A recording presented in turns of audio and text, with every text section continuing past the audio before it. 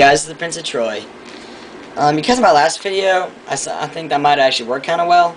So now I'm going to do sort of the same video, except I'm going to get really specific about like the certain unit that a faction has, like the strengths that it has and their best units and junk like that.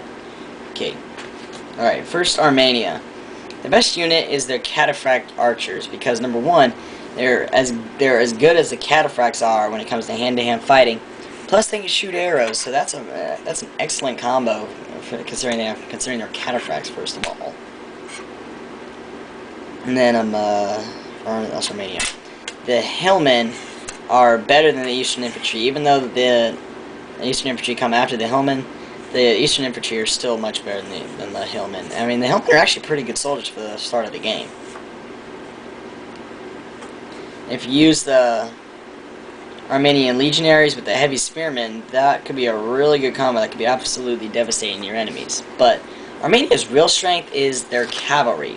Number one, their Eastern general is probably going to be one of the best general units in the game. Number two, they have cataphracts, and number three, they have the deadly cataphract archers. The regular cataphracts have the mace attack. I'm not sure whether the cataphract archers do. But the cataphract's mace attack is armor piercing, so it doesn't matter how much armor you have, it's just going to penetrate it anyway. So your armor advantage is gone after that. Alright, next faction, Brittania. The rest unit, in my opinion, is the head hurlers.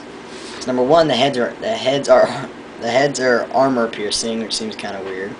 Number two, they cut the morale big time, and the head hurlers are cheap. I mean, they don't cost that much. The chosen swordmen are their best infantry. Although they got a limited selection of cavalry, they've got the chariots, which can absolutely shred any regular cavalry units. In my opinion, the wood warriors are better than the swordsmen. Their attack and defense difference is not that much. Plus, the wood warriors, they're cheaper and they're faster moving than the swordsmen are. Next faction, Carthage. In my opinion, their best unit is their armored war elephants. The Sacred Band spearmen, they're a pretty good phalanx, and they can fight with their swords. So they're a combination. They've got pretty good cavalry for like the first third of the game. They got some pretty good cavalry. But after that, it just goes to pot.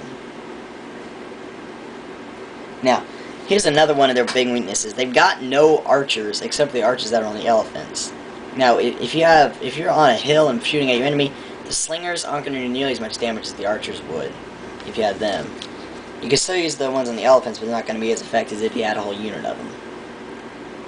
Germania. Take a wild guess at their best unit is. The Berserkers. There is no unit in the game that can match the Berserkers one-on-one. No unit in the game. The Night Raiders are pretty good too.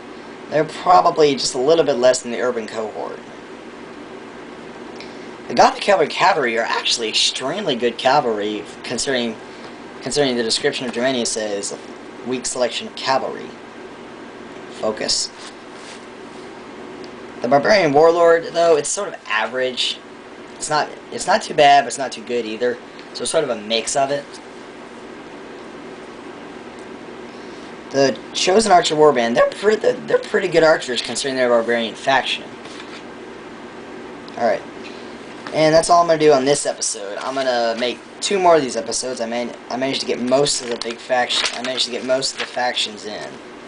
But if I try to do this all in one episode, it's not going to fit. So I'll make the next 2 in a couple minutes. See ya.